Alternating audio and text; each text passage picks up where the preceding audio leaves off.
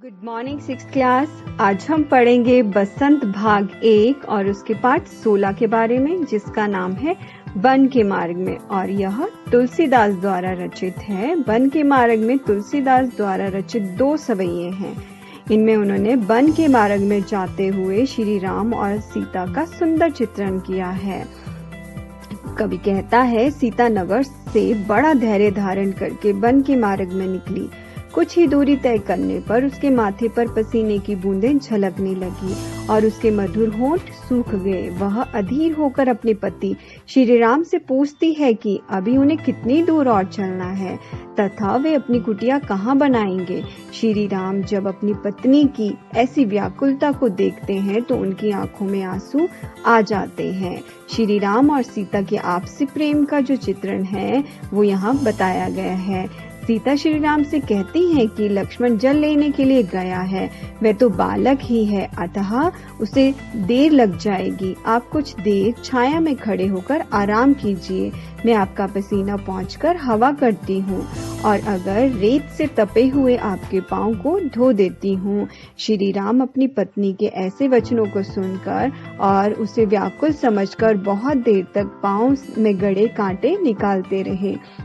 अपने पति के हृदय में अपने प्रति प्रेम को देखकर सीता का शरीर पुलकित हो उठा और उसकी आंखों से आंसू बह निकले। आइए अब हम इन सवैयों के सरलाट को जानें। पुरतै निकसी रघुबीर बधू, धरी धीर दय मग मैं डग दबे, झलकी भरी भाल कनी जल की पुट सूखी, गए मधुर राधर वै, फिरी बुझित है चलो अब केतिक, पन कुटी कहरो कित हुए, तिय की लखी आतुरता प्रिय की, आखियां अति चारु चली जल च्वै। कवि कहता है कि श्री राम की पत्नी सीता नगर से वन के मार्ग में बहुत ही धैर्य धारण करके निकली। धीर का अर्थ है धैर्य, और वन के मार्ग में अभी वे 2 कदम ही चलती है कि उसके माथे पर पसीने की बूंदें झलकने लगती हैं और उसके मधुर होंठ भी सूख गए हैं। उसके बाद उसे श्री राम से पूछा कि अभी कितनी दूर और चलना है, आप पत्ते से बनने वाली कुटिया कहाँ बनाएंगे। सीता की ऐसी व्याकुलता देखकर श्री राम की सुंदर आंखों में आंसू बहने लगे। दूसरे सवैये के सरलाट को जानेंगे। जल को गए लाखन है लकीरा, पारिखो पिय छा घरी हवे ढाडे, पोछित पेसऊ बारी करो अरु पाय पखारियो, भुर भुर ढाडे।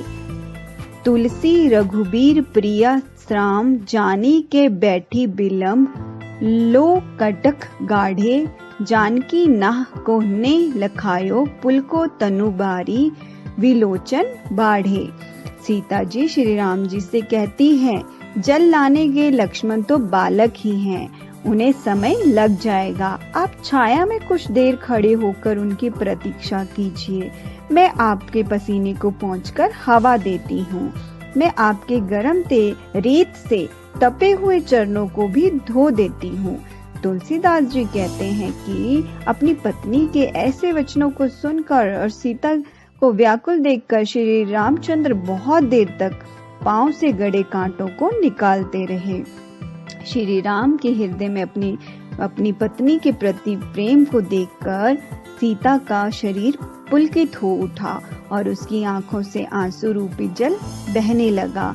भाव है, कवि ने श्री राम और सीता के प्रेम पूर्ण वार्तालाप का सुंदर चित्रण किया है और साथ ही कवि ने महलों में रहने वाली सीता के वन के मार्ग में चलने पर शीघ्र ही थक जाने का स्वाभाविक वर्णन भी किया है।